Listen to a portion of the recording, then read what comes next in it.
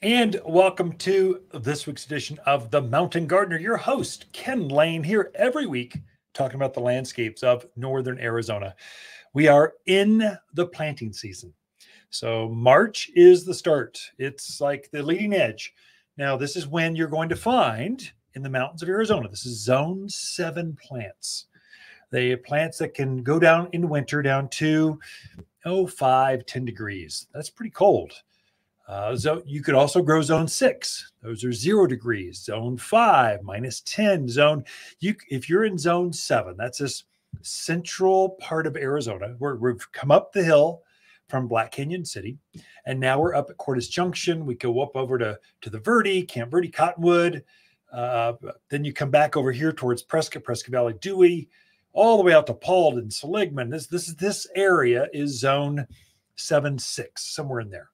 So we need plants that can get some serious cold in the winter. Well, we're past serious cold in the winter here. That's January. It's now March. And so it's going to be frosty, but that deep, bitter cold, that's done. We'll see some snow. We always have one more snow in March sometime, but it'll be a wet, heavy snow. It won't be this bitter cold that just bites through you. So I would say the ground is soft right now. It's easy to dig in. The shovel goes into the ground like butter. Maybe not quite that easy because you'll hit a rock or something, but it is much easier than it was a month ago when it was just bone dry. That snowstorm we had a couple of weeks ago, boy, it really loosened up the soil, made it easier to work in. So I think you're good to go with evergreens I wanted to talk about today. So evergreens are starting to show up at the garden center. We've had hundreds of them. Which are the best ones? And there's a lot of variety here. And so, of course, we are naturally, what flows through our area are ponderosa forest, pinyon pine forest, juniper forest. These are natural native things. So, pretty much pines are going to do well here. That's a guaranteed. Not just ponderosa, but ponderosa and all of their cousins. So Austrian pine, it's basically a ponderosa, a long needle pine. Doesn't get quite that 100-foot towering pine tree. It gets up to 40 feet, half that size, but it holds that foliage right down to the ground. It's much more shapely, prettier in a landscape than a ponderosa. Ponderosa, you're basically planting a trunk in the landscape. All the foliage is going to be up there, and yet Austrian pines, you can appreciate it more. You just see it more. They both have, all pines get pine cones, which is part of the game. That's what you're going to get. A nice central leader with swooping branches that come down off the sides. That's a pine tree. They can be different colors. So green is kind of the standard. So Austrian's Scotch pine has more of a kind of a blue hue. Pinyon pines have, I would say, more of that blue. It's green, but it has a blue hue to it. Then you've got Vanderwolf pine, which is definitely blue and white. So it's at the top of the needle of a Vanderwolf pine, which looks more like an eastern white pine. It's a soft pine. The needles are just supple. You just want to touch and pet it. It just feels good. It's just like shag carpet in a pine tree form. You just want to lay down there and just touch, just give it a hug. So, but that needle is blue on the top and white on the bottom. Very interesting. It's worth coming to the garden center just to take a look at the new Vanderwolf pines that came in and just go, wow, that really is interesting. The great thing about pine trees, they have a real waxy resin kind of sap to them. And so they really are very conservative on their water moisture. They just don't use a lot of moisture. They don't need a lot. In fact, if you're going to kill a pine tree, it'll be from overwatering. It gets in a ground that's really thick and gooey and wet. They're not going to like that. They want to be dry in between water cycles. And so I'd say plant them. You're probably watering those in most areas, maybe once a week, a deep soak, and that's good enough. Next year, you could probably back that off every 7 to 10 days. So they're very drought efficient, no matter what the pine tree is. Of course, if you're doing the natives, so ponderosas, after 2 or 3 years, you can probably take them off of all water. Pinyon pines, same way. So you can just kind of adapt with them. Another one that I don't think gets credit like they should. We had some just stunning moon glow junipers. They are standing. I mean, I could not touch the top of them. They're really high up in the air. They're big. You couldn't get your arms around them. They're big, chubby, full, privacy screen ready type of junipers. But junipers, I think, get a bad rap because our natives are so allergy prone. So the big male shaggy bark junipers or alligator junipers, these are the native ones out in the forest. The females are not a problem. They don't put on all the pollens. The males, the boys, are the ones that turn yellow. And when they pollinate in the spring, sometime this month, they think they are going to populate the entire hillside. Every single gal is going to get his pollen, and we're going to make sure everyone's got it. The females have berries. They don't get the pollen piece. So the boys put the pollen out, pollinate the females, and they put the berries, and then they reproduce that way. So at the garden center, look for female junipers. That's all we sell here, just females. So you do that by grafting. So you take a cutting from this beautiful, stunning female, you graft it onto a rootstock, you grow it on, and you finally have this beautiful, lush moonglow juniper or Spartan juniper, or there's a whole bunch of varieties. And they're all equally as hardy. And so animals seem to leave them alone. They don't get real bugs. Gosh, they're just a great, hardy, tough plant for here. And so I don't think they get a bad rap when they shouldn't. So if you're starting your plants by seed, well, then half of the plants are going to be female, other half is going to be males, and half of those are going to be ugly, and the other half are going to be beautiful. And so we just decided to go, well, we know what we want. Beautiful, perfect, cloned, exact models of their perfect, like model-esque. You just want to take a picture of her, put it on the front of a magazine. That's kind of juniper we want. Take a cutting and graft it onto a rootstock, and then we get a clone. We just get the exact copy of their parent back and forth. It's really easy to do in agriculture. Super easy to do. Grafting is a standard thing. And so look for those. I think they just get a bad rap. The number one seller, can't say that. A popular one, not number one seller. Number one would have to be Austrian pine or Colorado spruce. This perfect Christmas tree looking plant. They adapt really well. They naturalize. Of course, Spruce Mountain is just, you could walk there from Prescott. So they're going to grow well here. It's another one, fir. There's white fir intermixed with the Orcana fir mixed in with the Colorado spruce back and forth. You go in the forest, that's what you're seeing back and forth, these big evergreens. But another one that grows even faster is deodar cedar. Deodar cedar is probably the fastest growing of all of the native or the evergreen trees. Okay, trees. So they're going to grow 3 feet a year. I mean, pretty easily 3 feet. Now, if they're happy at all, 3 feet, maybe more. The negative with them, they get so big, so fast, they overpower their space within just a few years. So a Colorado spruce will grow maybe 2 feet a year and a half, 2 feet, something like that, for 1.5 to 2 feet a year. A deodar cedar is twice that. The problem is they get up to like 80 feet tall and 25 foot wide. So they're not made for a small yard. They're made for humongous, I want to hide the barn that's across the mountain. I don't want them to see me in the hot tub that's 300 yards away. It just gets huge. If you could put it next to your driveway, within just 2 years, you won't be able to drive down your drive. You'll be cutting it back, limbing it up, trying to make it look like a Dr. Seuss tree, because it's just got too big, and those big swooping branches will start to invade your patio, your driveway. They can lift things. So be careful where you put some of these. So I use myself Spartan juniper out in the front yard. So I've got this beautiful front yard, fountains and sofas out there. It's west facing, so it's the afternoon patio that we use. And we have a lot of blue in the yard anyway, oaks and junipers. I use Spartan juniper because they're green. They're thick, they're full. They get up to maybe 12 feet tall, 6 feet wide. I just wanted to make this little private feeling patio to it. And it worked really well. So evergreens, time to put them in. Got a great selection at garden centers right now. Lots of sizes and varieties. Time to install those, like I would say by the end of March, if you could. Be right back with more after this. You're listening to Garden Master Ken Lain and the Top 10 Gardener Podcast. Welcome to the Top 10 Garden Show.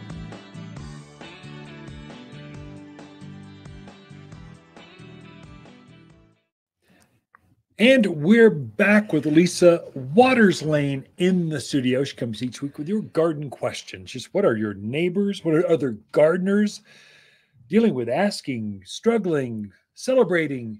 And so this segment's all about, well, you, gardeners, and just sharing that knowledge. Welcome back to the studio, Lisa. Thank you. So we're powering up the spring 2 weeks. I feel the pressure. 2 weeks. Yeah, 2 till open weeks house. till spring open house. I'm not sure we're ready. We need more plants. We keep selling the plants. They come in. As soon as they come in, they go out. So we'll be empty. We need more. It's kind of exciting. It is very exciting. So lots of big properties, big big gardens, big landscapes. It's big. Everything's bigger. Like I need 30 trees. We're filling up. I need the entire bed of peonies. I need all of those evergreens. Kind of nice. It is nice. Yeah. It's fun when you have those sales. That's for sure. So garden questions. What are people talking about that maybe we can learn from or glean some answers, and try to stump me, will you? It's kind of get bored. That's hard to do anymore. So Tom is out in Chino. Last year, his apple tree had woolly apple aphids on it. He wants to know, he's assuming that's a pretty common issue with an apple tree. And when do you got to start looking for them? When are they going to show up? And how do you treat them? So woolly apple aphids. So this gets on not just apples, but crab apples, anything with do with an apple variety. They get on those.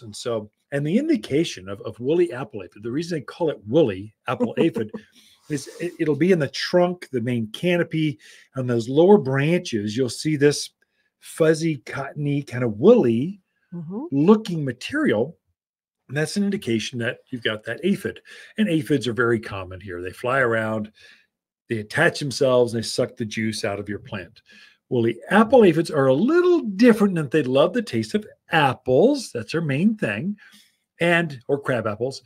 And then they don't just fly around. They attack the roots, actually. They're on the roots. They come back from the roots. And so you can treat them this year, and you can take them out. And so oil, anything will kill them. It's pretty easy. But then they come back every year on you. So you have to kind of moderate or watch for this symptom, these woolly, cottony masses that suck the juice out of your apple tree. They rarely kill the tree. They just make it ugly. They stress it out. They can make the fruit smaller, leaves smaller. So you do want to get on it. But they live in the root structural nodules down. If you see a tree that's died from that over decades, you pull up the roots and you'll see all these nodules on there. And that's woolly apple aphids. If it's down there, they just come back every year. There's no solution for it. You've got them, you're going to have them. That's it. The tree can live for decades with it. Just watch for it and get an oil, just horticultural oil. Spritz it as you see it. You don't have to do anything kind of like, you don't poison yourself and the dogs just to kill woolly aphids. They're not that threatening. But just an oil will take them out. To look over March, April seems to be when they show up. That's Tom's question. Chino Valley, Prescott Valley, Cottonwood, Prescott, Skull Valley, all this part of the area of the state loves aphids, or the aphids love us. And so they just show up. When do regular aphids show up? It's usually April. Yeah, same time. It'd be now. In fact, we've seen some on some yuccas already. Yeah. So they're starting to show up. It's early. As soon as the roses start to leaf out, which is like daily now, they're happening now. They'll be attracted to the rose new leaves, and so they'll tend to show up then. So there's different types. So you've got little like rose aphids. They're cute, green. They're just so cute. You got tree aphids. You get on like cottonwoods, plums, pears. They're big, gnarly. They look like spiders. They're nasty looking big things. You got woolly aphids, which you don't even see the aphid. They're just like covered in wool. And so they all show up. They like early spring. They take a break for summer and hibernate underground. They come back in the fall. So like bright days, cold nights, that's when you see aphids. And they can actually get onto evergreen trees, spruce, yeah. things like that. People Pine don't trees. think about that, but Yeah. spruce and pine, you got to watch out for them. And they're brownish black, so they look like they're part of your branch. Yeah. So it's a tree aphid. Yeah. They take on the same colors, that black kind of in between all the pine nodules or bark. They tuck on that same color, and they're like aphids on steroids. But they love the very top of the trees. And then you'll get what we call honeydew on your car. So you park underneath a pine tree that's, let's say, a ponderosa that has tree aphids in the top. You don't see the aphids because they're 80 feet up in the air, but the excrement or aphid poo or aphid dew puts these spots all over your car of like sap, and they're hard to clean off. And so that's aphids up top. That's the only thing that does that. If you see that, spray them with an oil if you can up there, or you treat the tree with Fertilome tree and shrub drench. The tree will actually absorb that and taint the sap that they're eating. Kind of keeps them out. Okay. Anyway, come see us if you have that. If you see spotting in your car, that's irritating. Don't let them do that. Come see us. We'll show you how to deal with it. All right. Next question is from Sandra in Prescott Valley. So she wants to try planting peonies. Never done it before. Wants to know what kind of soil they want and also where to locate them to be happy. Sandra, great question. There are fabulous peonies in Prescott Valley. You can grow them nicely. The secret out there, because you all have this heavy clay soil, and there's a caliche layer that goes throughout the valley, this hard, compacted soil. Many times it's chalky colored, and soil doesn't penetrate through that. So peony love drainage. They like soil that breathes. So they're much like a rhubarb or something. They've got this real fleshy, chunky, carbo type of root. Carbo. Yeah, I'm making up words. Going all Susan on folks. Anyway, that root is so fleshy it can rot in heavy, dense soil. So you need to lighten things up. And so raised beds, containers, or a garden soil that's been amended heavily. And peonies are unique in that they're very long-lived, probably one of the longest-lived perennials out there. They'll live easily 50 years. I mean, people pass down peonies from generation to generation. They're very long-lived. So put them where you want to keep them for years, not just a season. They're going to come back every year. If you lose it, it will be from that heavy clay soil in Prescott Valley where it just got dense. You're watering too much. Then some rains come in the monsoon, August, September. Now you double down on the rain and it just sat there and rotted on you. So it'll flop over, turn yellow, stop blooming. So drainage, more potting soil. Think about raised beds and containers. And what kind of light do they need? Oh, sun. More sun equals more flowers. So I'd say full sun, at least I'd say 4 or 5 hours of sun for a nice peony, that big peony flower. It's not going to be a shade plant, or it'll lean and stretch to the sun. But the more sun, like Prescott Valley is perfect. There's so much sun and wind out there. They'll like that. And interesting for you folks in the deer population area, deer and javelina, they don't eat peony. So they're good for you too. But you don't eat them. Yeah, probably not good for you, but animals don't eat them either. Okay. Our next question is from Lauren. She's out in Prescott Valley. Prescott. Wants to know on your thought on using Elaeagnus silverberry as a hedge. Yeah. And is it as deer-proof as they say? Yeah, it is deer-proof. Yeah. Elaeagnus is a native, or silverberry is the common name. It's a native. You grow the native one is kind of blue color with a silver underneath. It's actually really pretty. It's quite pretty and very fragrant flowers. There's another variety is variegated with a gold tinge. It's quite striking. Gets up about head high, much wider and high. It's head height, and wider, dense, evergreen foliage, and it is bulletproof. Get up to size, you don't have to care for it anymore. You just don't have to fertilize, don't have to water, just let it grow. And animals absolutely will not eat silverberry. Absolutely not. It's worth taking a look at. A great hedgerow. All right, we are out of time, so we'll be back with more after this. Fruit cocktail trees turn any backyard into a veritable farmer's market. At Waters, we've grafted onto one tree different types of cherries, apples, and pears for easy backyard fruit picking. These small fruit trees grow in containers just off the patio in smaller yards. Anyone can grow a fruit cocktail tree. You'll find braided cocktail trees with multiple fruits beautifully braided into one tree. Fruit cocktail trees are ready to plant at Waters Garden Center in Prescott and watersgardencenter.com. You're listening to Ken Lain, aka the Top 10 Gardener. Ken can be found throughout the week in Prescott at Waters Family Garden Center. Listen daily as he answers the top 10 questions of the week, streaming on Apple, Google, Spotify, or wherever you download your podcasts. You've tuned in to the Top 10 Garden Show with garden expert Ken Lain. Join the conversation daily as he answers timely garden questions. Email Ken a question directly from your phone to his desktop through the web at watersgardencenter.com. That's Waters with 2 T's, gardencenter.com. Or visit face-to-face throughout the week where he can be found at Waters Garden Center in Prescott. Now welcome your host, Ken Lain. We were talking earlier about evergreen trees, just which ones grow. So spruce and pine and fir and junipers, cypress, cedars, Arizona cypress. I mean, it's trending nationally, but it's a native of Arizona right here. It's a great plant for your big 20-foot high by 12-foot wide, solid blue, fast growing, no problems with it, easy to grow. That's a good plant. A couple of things bugs go after evergreens. One is borers or bark beetle or flathead borer. There's several beetle type of larvae, these white worms that burrow through the bark and eat the wood just underneath the bark. It's real sweet. It's moist. And so that's where our plants have to defend themselves.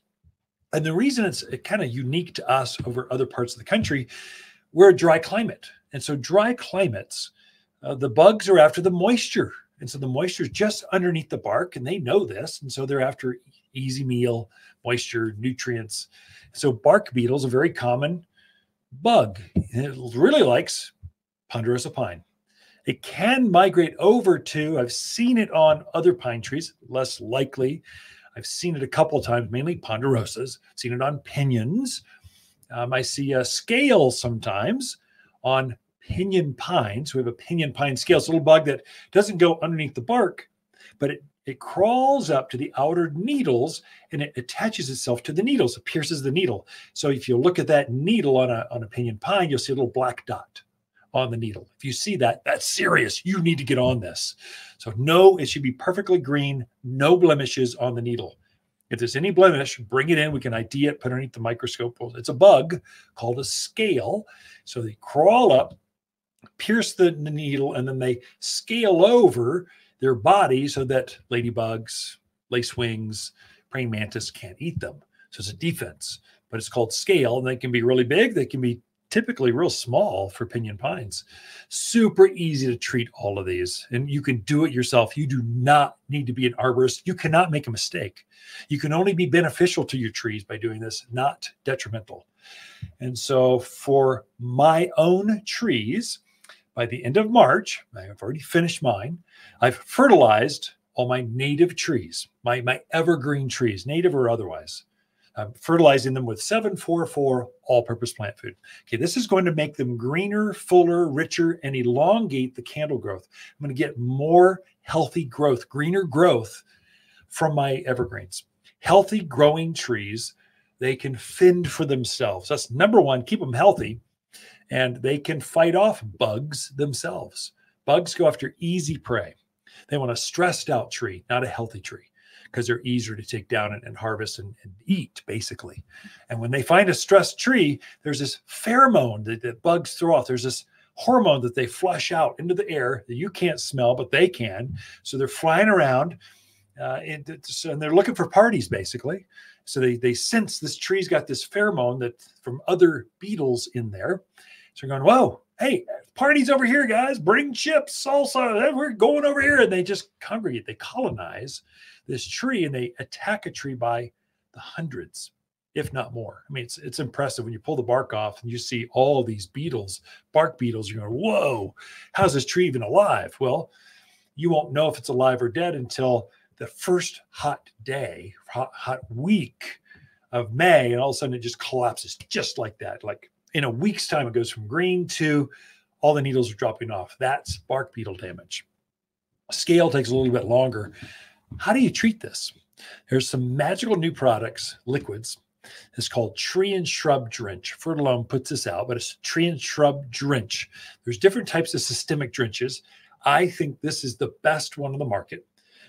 You mix it up in a bucket or a watering can, of a large 2.5 gallon watering can, and you measure the circumference of the trunk of that tree, and however many inches that is around, that's how many ounces of this tree and shrub drench you need. Simple math.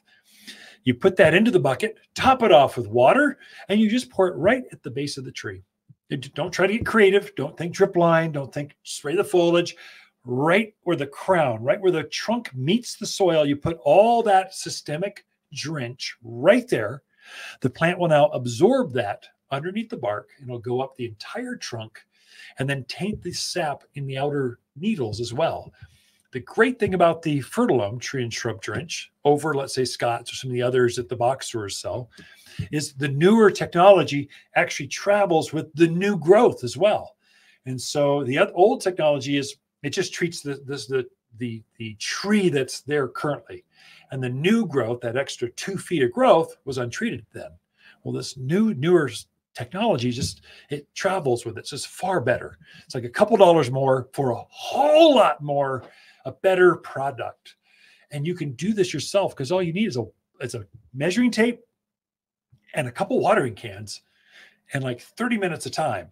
And you just treat your trees. One application lasts for an entire year. So you're treating this tree so that it's healthy for the next year, and it's going to prevent all the insects, scale, bark beetle, ips beetle, flathead borer, all the bugs that get on there, aphids, treats all of them. So super easy, and now's the time to do it. So Tree and Shrub Drench by Fertilome. Okay, that's it for how to take care of evergreen trees in the yard. Be right back right after this. Water's garden companion plants of February are Calgary carpet juniper, lily of the valley, pinyon pines, and peony. Your grandmother would fall in love with these larger peony with so many colors to choose from. There's nothing like the enormous flowers to add stunning pops of color. Endearing springtime blooms are more than fragrant with luscious double flowers. Shop the most perennial peonies in Prescott by store or online at watersgardencenter.com.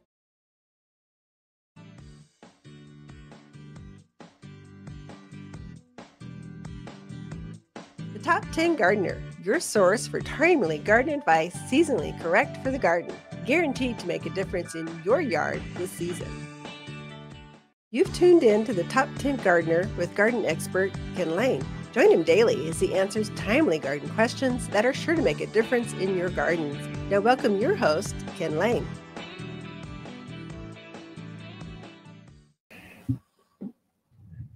And we are back with Lisa Waters Lain. She comes each week and just shares her garden insights, a different perspective. I love gardening in that if you get 10 gardeners in a room, you ask them a garden question, you get at least 12, 14, 16 garden answers. It's like there's way more than just one way or favorite or companions to go with. So definitely. It's good to have Lisa in the studio. Lisa, welcome. Thank you. Always good to be back. Why? Because I get a break from work. Okay. Yeah. I get to spend time with a very handsome man. He's so smart and brilliant, and he's given me 4 children. Mm-hmm. And I'm hoping for 5. 4 grandchildren? No. Unless it's a dog or a cat, you ain't getting it. Plenty of those too. Anyway, so we own a garden center together, Waters Garden Center. Lisa, her father started the garden center, Waters Garden Center, Harold Waters. So she is a Waters. Harold had 4 very pretty daughters. I took a liking to the youngest, and I think the most vibrant of all. Smartest, definitely. Smartest, prettiest, no, and smartest. Just kidding. No, I'm not. It's very serious. I am, but I don't think my sisters listen to the show, so we're fine. Even if they do, it doesn't matter. I didn't marry them. They aren't working in the garden center. Nope. They're over in Portugal right now or wherever they're at. Okay. All right. So enough of that silliness. So yeah, spring is springing. It's definitely been beautiful weather. Looking at some of the fruit trees, some of those early blooming guys are kind of really setting their buds. It's March. So it's time. Yeah. Wow. I can't believe it's March already. After that last snowstorm, I went, that is it. I'm tired of winter. I'm sick of this. And then it turned to spring and I went, I'm happy now. It's sunnier, brighter, better. It is. The plants are happier. They said the same thing. Right. Yeah. The soil temps are starting to warm up. They're going, yay. So I brought in a couple of just early spring flowers, some of my favorites. The first one, the listeners can't actually see that. The podcast folks about can. It. So this is the Champagne Bubbles Poppy. So the thing I love about this poppy is the flowers are probably 5 inches across. Picture. Oh my gosh, it's crazy. And most of them are mixed, so you're going to get pinks and yellows and oranges and whites in the same plant, and it screams spring. It really does. It is just a really bright addition. Great in a container by a front door. Just screaming hello, likes the full sun on it, especially this time of year. Just so pretty. I think poppies, for those folks that are just listening, not watching. So the Apple folks, thank you very much. Spotify folks, hey, we love you guys. Thanks for tuning in the podcast. The radio folks, poppies are like California poppies, the orange one. It is a cousin of that, only it's on steroids. So it's got the same exact foliage as a California poppy, but the flowers elongate 5 times the height. So it's standing 18 inches above. And then the flowers are, instead of an orange, silver dollar size, this is baseball size, bright pink. But it's got the same poppy flower. It's a nice eye in the middle. It's got a yellow ring, then bright colors. Pollinator, bees love them. Mm-hmm. Poppies are very good at bright days, cold nights. They're not going to be affected by snow and frost. You have to cover them. They're happy with that. Yeah. And then you'll see, look at all those buds underneath. Yeah. So it's got 2 flowers on top that are the size of baseballs. And it's got 2, 4, 6, 7 additional buds sitting there waiting to open. So when this flower gets done, you cut it back as close to the foliage as you can. And the next flower buds take over. It'll bloom like this all winter. It's crazy. Yeah, quite all spring. Right, long time. So it's a great one. So the other one that I think always kind of announces spring and is a great plant for here to go through all season is the snapdragon. It's a nice statement plant because they get tall. So they're usually 12 to 18 inches tall. They come in an assortment of colors from magenta, pink, yellow, white. And it just is great because it's animal resistant. So if you can't put your pansies out in the kale because of the javelina, you can put out the snapdragons and enjoy those. So this one is the magenta one. I don't smell that. They don't smell. They're just they don't really smell. Yeah. But maybe that's why the critters leave them alone. I don't know. Could be. I think it's because the sap is real milky and they don't like that. The sap, they taste bad to them. Okay. So they're pretty to look at, but bad to eat. So just something to think about if you've got the critters, but you still want some bright color out there. Snapdragons are perfect for that. I think every garden should have snapdragons because snapdragons, we sell them as an annual flower. That is, they're going to live for a year, bloom, and then. But they think they're a perennial. They come back year after year. They seed. They spread throughout the yard. They're just happy, cheery. Spring and fall is when they really shine. Summer, they take a little break and they're just green. And in winter, they take a little break and they're just green with some spent flower heads. But they're good flower for here. They do drop now's the time. Yeah. Oh, definitely. Now's the time to be getting them in. And so I just wanted to show those. These on camera. These are companion plants. They go together. Poppies and snapdragons, they go together. Definitely. So we also have some other plants coming in that are people always ask me for. Well, they're showing up this week. Gardenias. So we're getting the sweet tea gardenia, which is More the traditional one has that double flower to it. It's a rebloomer, so it's going to bloom throughout the season. So we're getting those in, and then we're also getting the Sweet Star, which is more of a single flower, simple flower to it. Classic. Oh yeah, pretty, and just as fragrant as the double. It really, really is. We had that one for years, and I loved it. They both just smell wonderful, and the Sweet Star, actually puts on like a little berry more towards the end of the season. So you kind of get a little more seasonality out of it with the flowers in the summer and the little orange berry in the fall. Folks are tricked. They don't think we can grow gardenias, especially you Southern folks. You think you're so special. I'm from Mississippi. I'm from Alabama. We only grow gardenias here. No, we can grow them up here too. Mm-hmm. The secret is you got to have a cold hardy variety, and those two are classic. They will take any amount of winter we have. Right. Evergreen, white flower. The flowers are a touch smaller than, let's say, the tropical variety, but more flowers. Almost, I think, more fragrant because the amount of flowers, and they're repeat bloomers. They bloom over and over throughout the season. Great in a container on your patios, your decks, where you're going to entertain and just sip a glass of wine while watching the sunsets, sipping coffee in the morning, watching hummingbirds and your gardenias. That's where you want those. So great plant for here. In more of a shaded areas, it needs some protection. It can take more sun than you think. It's an amazing amount of sun, but at midday, it just I find it'll take the sun, but it doesn't bloom as well. In a east or west facing, blooms like crazy. Yeah, definitely. Okay. So another plant that we're getting in is the first time we've had this one. I mean, it's a lilac. Not the first time we've had lilacs, but this one is called Virtual Violet. Ooh, sounds purpley. It does. Violet-y. So what makes this one a little different glows in the dark. How'd you know? No, the leaves actually have like a aura or a ring of purple around the leaves. Oh, cool. And then so that's the new leaves will look like that. Then they'll green up. And they also have deep purple stems. Oh, neat. Wow. And then you have the purple or violet flower on there. So I'm really excited about that. I just to have something different in the leaf color. And I love that they're bringing something new out in that. It's going to be one of the bigger ones, kind of your 6x6 ones out there. Yeah. But what a fun one to try. I think that. And snag one for us before all the listeners grab them, would you? Just kind of, because, we'll get 20 of them in and they're gone in a Saturday. So because they're so new and different, grab one and we'll decide whether to plant it or what to swap out later. Just pull a rose bush out. Get too big and old. Yeah. Could be a good place. Yes, definitely. We're also getting a new one. Out of time. I'm out of time. I mean, Pink Teeny. Come and talk to us about the Pink Teeny. You had to get it in. Pink Teeny. What's a purple one? Virtual Violet. Virtual Violet. Thank you, Lisa.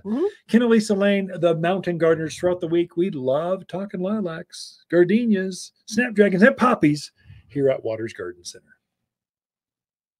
Waters Garden companions of February are peony, Calgary carpet juniper, pinyon pines, and lily of the valley. Lily of the valley is a gorgeous shrub that loves growing in the summer shade. This bold evergreen delights with dramatic, fiery growth in spring. Fragrant wedding cake layers of white flowers hover on graceful arching stems. Each dainty flower is utterly detestable to deer and javelina. Shop the most perennial shrubs in Prescott by store or online at watersgardencenter.com. You're listening to garden expert Ken Lain, owner of Waters Garden Center in Prescott. Look for more tips, tricks, and garden shortcuts through Ken's website. Additional shows of this podcast, read his weekly garden column, or follow him on Facebook, Instagram at watersgardencenter.com. That's Waters with 2 T's, gardencenter.com. Welcome to the Top 10 Garden Show with Ken Lain. Listen to Ken's tips, tricks, and garden shortcuts guaranteed to make your gardens more beautiful than ever this year. Now welcome your host, Ken Lain. And we are back on the Mountain Gardener. I have a special guest. This is the beauty of having a studio right here at the Garden Center. When our chaplain comes in to the Garden Center, goes, Steve, you've got to come share what's going on here at Waters Garden Center. Why are you doing this? What's going on? People want to know.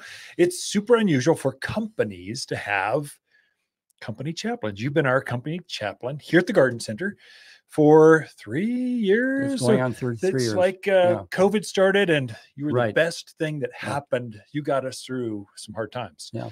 So Steve Button is with Marketplace Chaplains. I get that right? Right. So you retired here, but you decided to do this gig for us as well. And so you come in and I don't know, once a week, every so often, and you just see how my team is doing. Right. Is that right? Right. So, yeah.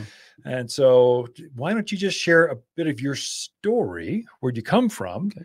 And how did you become a company chaplain? What does that even mean? Well, my background is that of a pastor. Okay. I pastored for 40 years, primarily in Southern California.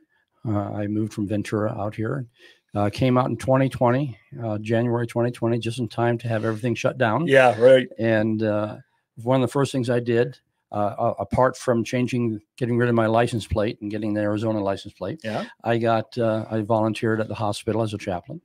And I found out about one of the people in our church used to be the secretary for the man who started Marketplace Chaplain. And so she recommended me to Marketplace Chaplain. So they contacted me and said, would I be interested in doing that? And since my being retired doesn't mean I stop. I want to continue to serve the Lord. And this I thought was a good way of doing it. Sure. As well as being a pastor, I had spent many years in the business world. I've managed a bookstore. I've been a courier for a company. My most recent gig, if you will, was working with a radio station, a Christian radio station. And so it was just a natural thing for me to become associated with businesses. And I thought the idea of having someone that would go to a company and provide services for the mental health of a employee was a good fit. Yeah. Because an employee does not work well if their mind is somewhere else. Yeah. And so the purpose that I have is just giving them someone to vent, someone to go to if they have problems. I don't always provide the answers, but I provide resources for them. So we have materials that is available for them.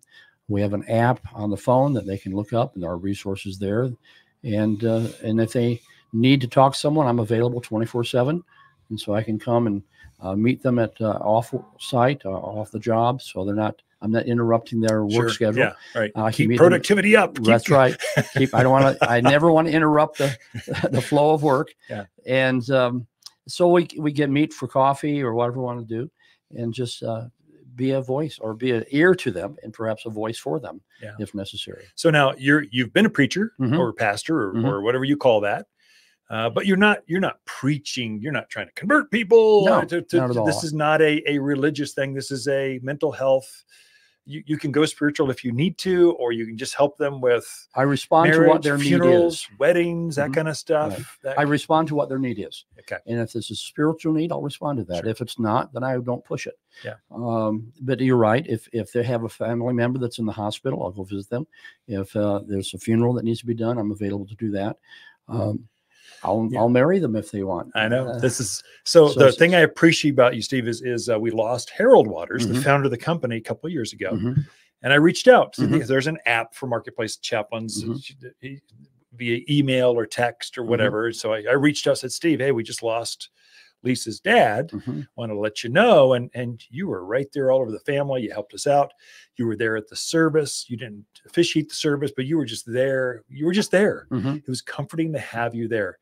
Marketplace Chaplains. So I had my assistant. He had a son that got ill in Connecticut. And so I said, hey, reach out to Steve. He's got chaplains over there too. He can have someone meet you over there. So it's there for the staff member, our team. It's there for their direct family as well. Right. So you reach out in so it's many not ways. just for the employee, it's for their family. Anyone that is connected with them in that respect. Yeah. And I've even helped people who have left the position. I didn't know that. Yeah. Okay. I left the company and I continue to work with them. Yeah. And so because I'm committed to the individual, not just Yeah. to the company. Right. And so for me, yes, I am committed to the company, but the company is made up of people. Yeah. And so I want to help the people, and that goes for everyone, not just the part-time worker, is for the full-time worker. It's also for management. It's also, as you mentioned, with your father-in-law, and so it doesn't matter. And then whatever they say to me, whatever is communicated to me, is confidential. Yeah. So I don't share it with anyone else in the company. I don't tell tales. It's completely confidential. So they have. I've never had anyone come back and say or shared, or it's very private, just between you and them. Yeah, right. They'll give me a report just saying, oh, there were 20 people that had connections. Right. That's all I get. That's from Marketplace. From Marketplace. Yes, right. So they'll let me know through the app, oh, there was this many conversations. Right. But I don't know what they are. I don't know. I don't know if they're griping about me. I don't know, which I'm sure that's a lot of them. I'm doing my job, but, yeah. but not specifically the communication that goes on. Matter of fact, they don't know the communication that goes on. Okay. So all they get from me is the number of people I visited. So unless there's something that I don't know how to deal with, and it's over my head, or it's something I've not experienced yet, I may go to my supervisor, someone, without mentioning the company or the name of the individual, to say, here's a situation. What do you suggest? Yeah. And I'll get some feedback that way, so that I can get some assistance. So you mentioned other resources you're available to them. What are some of those other resources? So, well, we have video blogs that are online. We have for marriage, or for financial, or marriage or anxiety. Gotcha. Work stress, things like that. We even have issues relating to suicide. So that a lot of people don't want to say, "Hey, I've got a problem with that." Yeah. But they will read something about it because it's very confidential. Only they know about it. Yeah. And so it will be something that will be helpful, and hopefully encourage them and put them on the right path. You have gotten us through, just you directly. So it's Marketplace Chaplains. Yes, you work for them, and I hire them to take care of my team, but you're the one. You got us through that whole COVID thing, which was terrifying. It was for a lot of people. For the team. And so it was all about leadership. At that event was all about leadership, bringing your people, making sure they're safe. I think physically, mentally, spiritually. You helped us with that spiritual thing. We're a very physical place. We have to be very mental, because it's like you got to do the job. You got to make the margins and do all the turns, get the inventory and all that stuff. But I think the spiritual piece of it, that we are more than just a body. And so you seem to help us get through that fear, to come back motivated, to teamwork, to want to work together. So thank you for that. That's huge. And so I'm a testimony for Marketplace Chaplains. Now, some of my buddies out in Phoenix, they don't call them chaplains. They call them care partners. Care partners. That's it. Yeah. So and because we don't want to emphasize the religious aspect of it to put people off. That's not our purpose. Yeah. Our purpose is to come alongside and be a help. The whole program began by the man who organized it some 40 years ago. He was retired from the military as a chaplain. And he said, why can't what I do with the military, why can't we do that in the marketplace? Sure. And that's how the idea all formed. And it only started with 1 or 2 companies, and then it just grew from that. And we have over 600 companies now we represent. I'm not even sure what the stats are. It's changing by the week, it's I'm sure. All the time. So whatever I would say would probably be out of date. But we have, it's national. And I think even somewhat international, because I think we go into Canada and Mexico. And I know you're, because I got a buddy that has a factory down in, I think, Costa Rica. Right. And so he's got a Dallas and there. He's going back and forth. Yeah. So he flies his 2 chaplains down twice a year to meet with the Hispanic team down there. I told my manager that I would be very glad to take a company in Paris, but it just hasn't come about yet. We are out of time, but Steve Button, the chaplain at Waters Garden Center. Thank you for. I just thought it'd be good to share. Well, I'm glad what that's all about, and it's not. We're not trying to change the world. We're just trying to make our world a little bit better, for our team members. We want them to be as successful on the job as they can be, and this is one way to get them there. If employers are out there want to know more, reach out to me. I'll be glad to share, or get you in contact with Steve Button with Marketplace Chaplains, or they got a great website. All right, that is it for this segment. Be right back after this. Water's garden companion plants in February are peony, lily of the valley, pinyon pines, and Calgary carpet juniper. Calgary carpet juniper shows rich green mounds of juniper beauty that grows ankle high for the perfect ground cover. An ideal choice for low water, low care erosion control on natural banks or to soften that rock lawn. The perfect green nestled between boulders or to soften the top edge of a retaining wall. Shop for these juniper beauties in Prescott by store or online at watersgardencenter.com.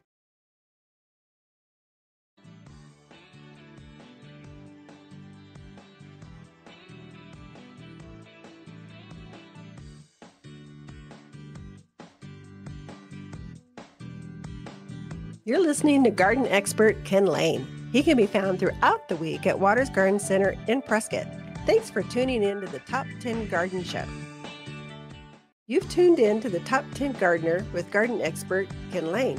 Join him daily as he answers timely garden questions that are sure to make a difference in your gardens. Now welcome your host, Ken Lain.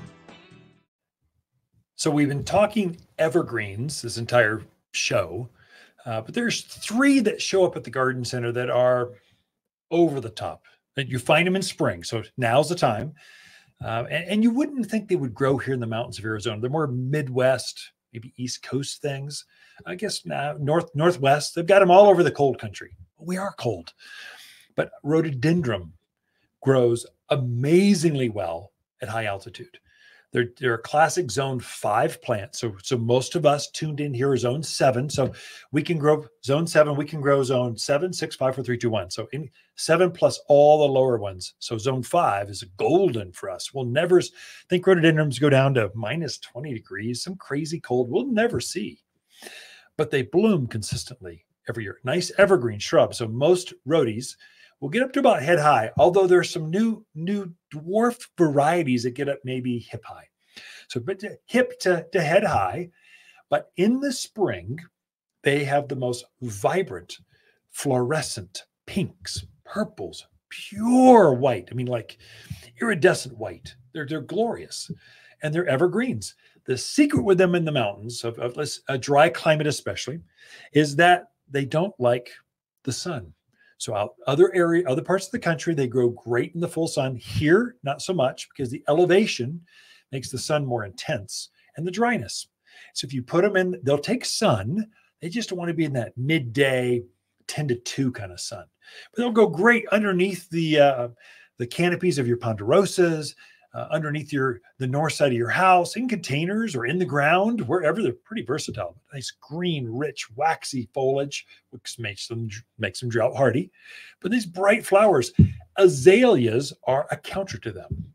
We've got several varieties of azaleas that just showed up. So garden centers are loading up right now with plants. We're getting ready for the season. So we have a spring open house. Every year we do this. For 62 years, we've had a spring open house for Waters Garden Center. So it's the first week of spring. So I think it's March 15, 16, 17. We bring our vendors in. It's a big celebration. It's just kind of the start. And so we are trying to fill up desperately. Like there's multiple trucks a day showing up with plants.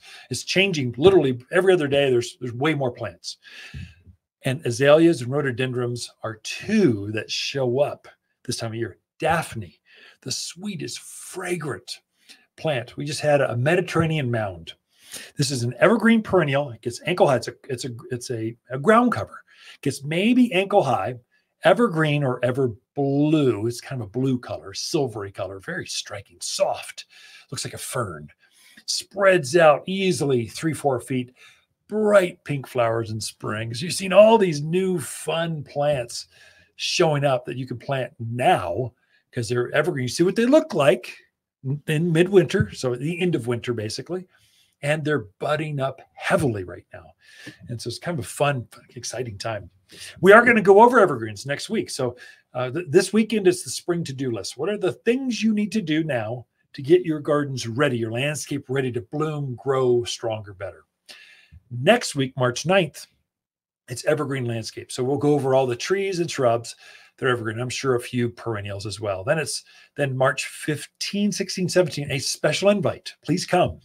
62 years in business. We're the 2nd generation owners. My daughter, Mackenzie, she's the 3rd generation.